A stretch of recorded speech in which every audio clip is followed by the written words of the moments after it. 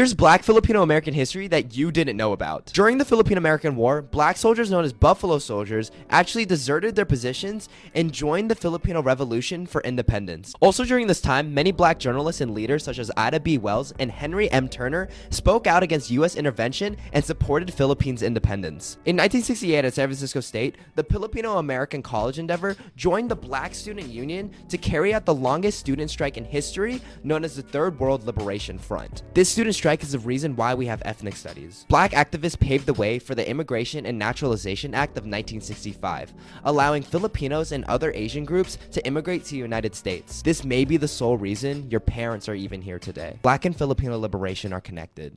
When we stand with the Black community, we all rise. Hello everyone, my name is Charles of the God Principles, and this is my co-host. I'm William. We want to welcome you to the God Principles. This video is going to be about Black kings and Asian queens, and why aren't more Filipinos talking about this? But first, William, how was your holiday, man? Holiday was good, Charles. It was a double holiday for me every year. My birthday's Christmas Eve, and so Christmas is right there with it. So yeah, I kind of had a double blessing. I turned 68 and also got to celebrate my second birthday and Christmas here in the Philippines. Yeah, it was a great time. You can look on the God Principles as a video of his birthday celebration. They also have it on his channel, William and Junie Lives Adventures. And it became a really interesting time to celebrate Christmas Filipino style. Yeah. Because here it was really different. So what do we tell them how that played out, William? Basically, with everything in the Philippines, there's going to be food. So there's food's going to be prepared. They always make sure there's a spread that's on the table. There's always going to be karaoke, and so there's going to be food. Everybody's going to take turns singing and those kind of things. And the other great thing that happened is that my in-laws were over, and Charles got to meet them. And we took it as also a time to get acquainted even more. And we had a pretty interesting conversation that we'll talk about with one of the brother-in-laws who is a policeman here. And my wife has two twin sisters, and one of them is a manager in a company, in TikTok to be exact. And so we had a pretty interesting conversation about African Americans and Filipinos, or as the title says, African kings and Filipino queens. Well, you made an interesting distinction.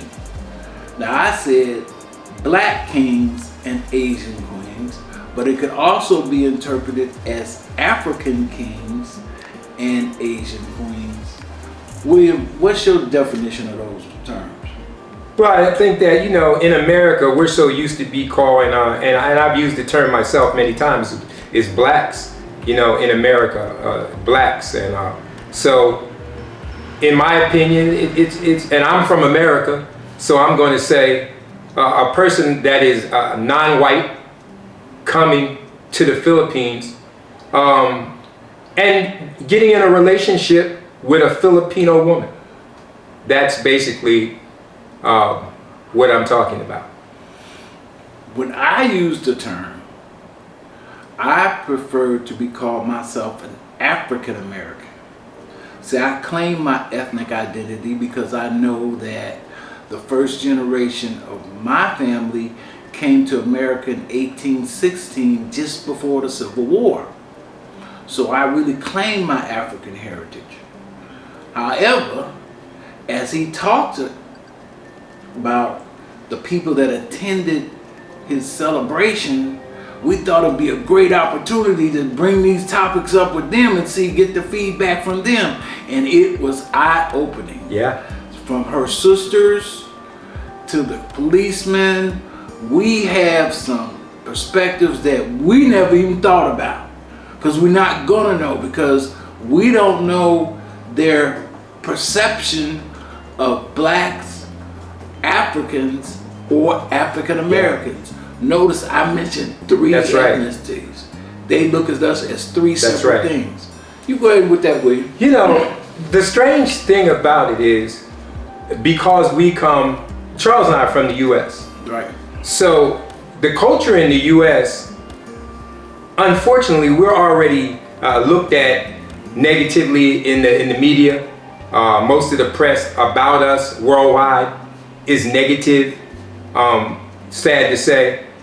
And so even when I first talked to my wife, who I was engaged to for 2-3 years before we got married here, she's a Filipina, and she was telling me that mostly of her friends, and this was her without talking to her sisters yet, she was telling me that maybe only 3 out of 10 of her friends would even date a black man, a man of color, African American, black American.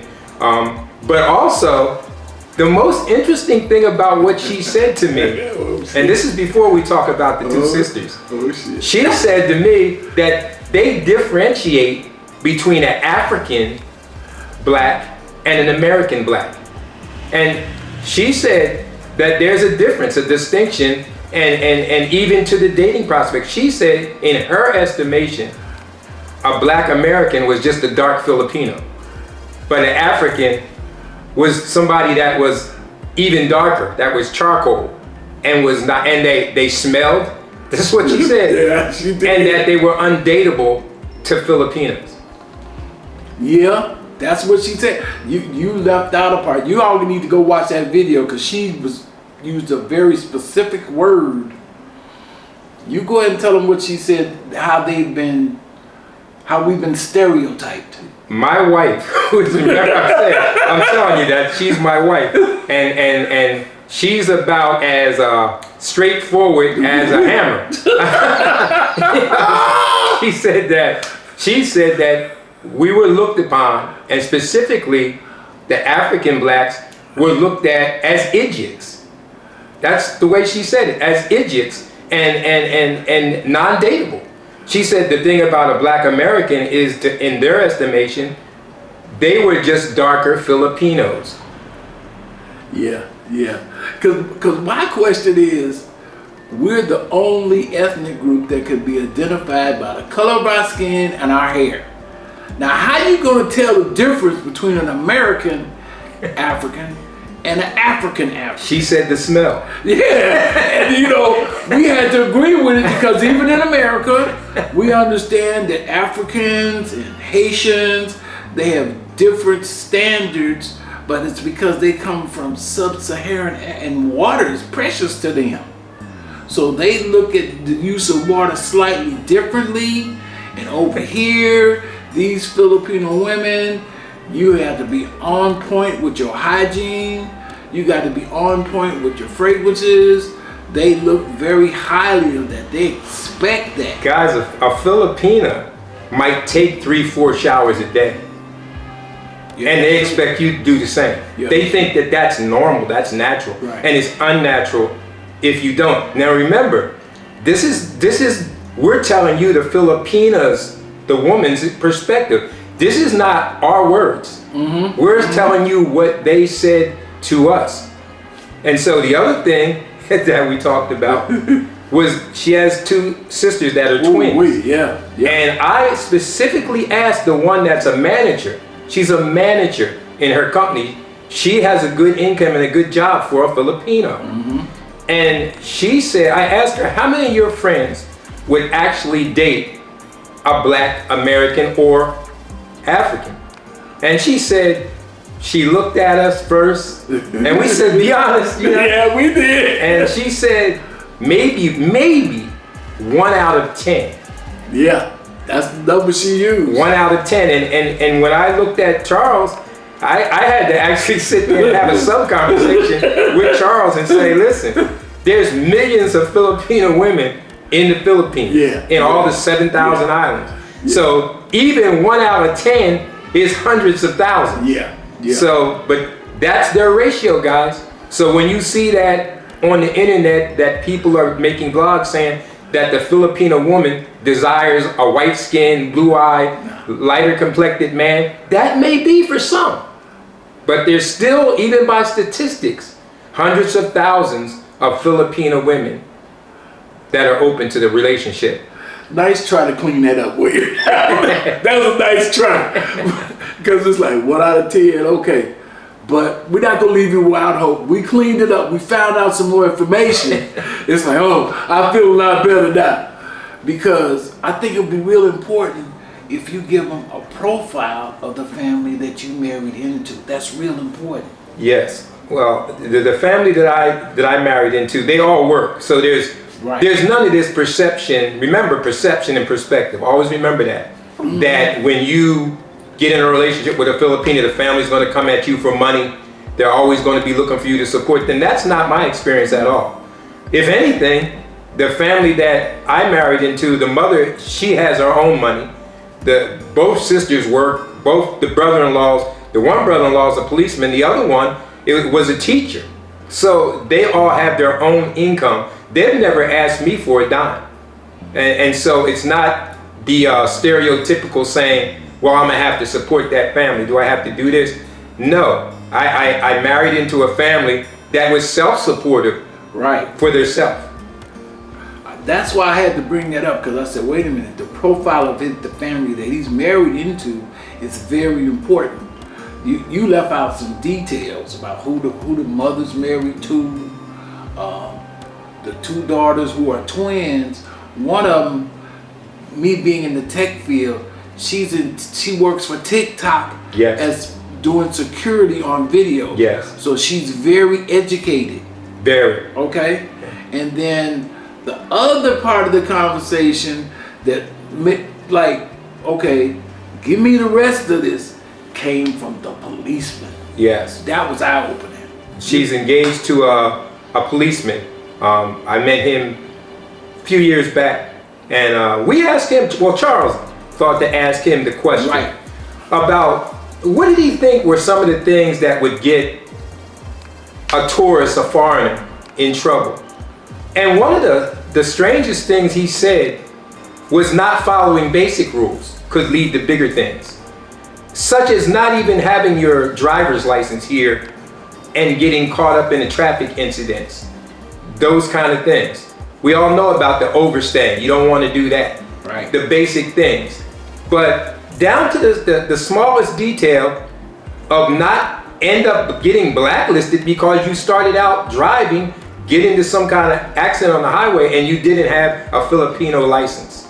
He said that was a big incident. Yeah, he brought that up, and that's like, I'd heard that before, but to get it from the horse's mouth is a word of warning, because what we're seeing over here is that people are visiting these countries with those American attitudes. I mean, of how lax we are about some laws. They don't do that here.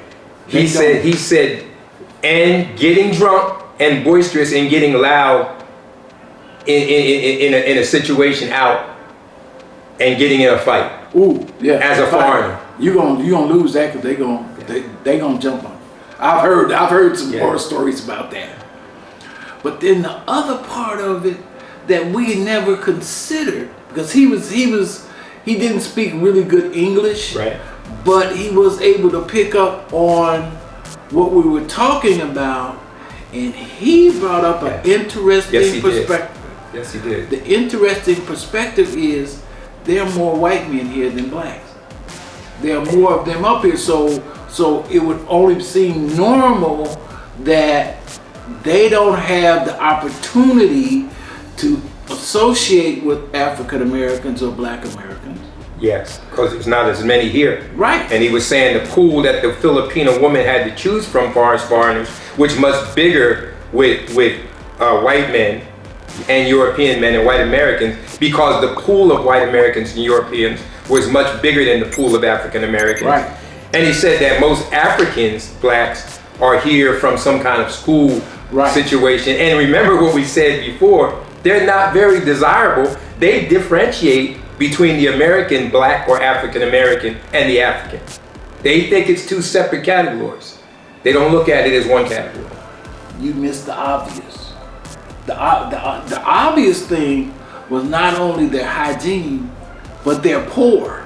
Yeah. They're coming from poor countries to get an education, to be nurses and teachers here and going back. So they don't have the economic advantages as Black American men from America or other countries. Like here in Bayswater, it's like there are people. I got a guy from Denmark. There was a guy from Australia.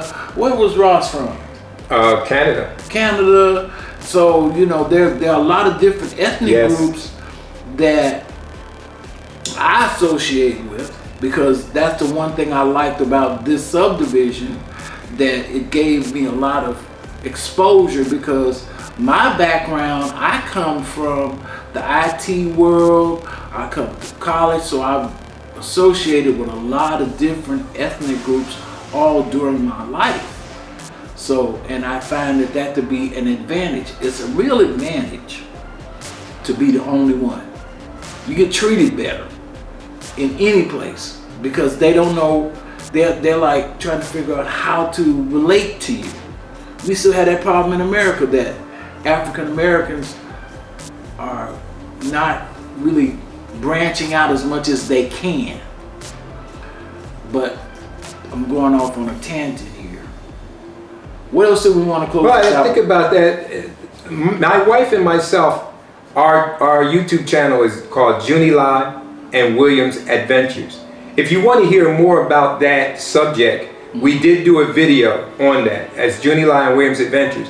And also, we're going to be talking more about that here on the God Principles with Charles and myself, because we're not trying to come off as racist or stereotypical at all. We're just stating facts that are here, guys, and statistics that are here. And we think that these are things you need to know if you're planning to come to the Philippines, especially for a relationship, that these are their perspectives. They're not ours. Right. They're right. their perspectives. We're trying to give you a broad stroke look of the Philippines, because just to let you know, we've been talking about the relationships between Filipinas and men. We're going to be branching out into other areas like business opportunities, the type of business opportunities that are available here for those that come here.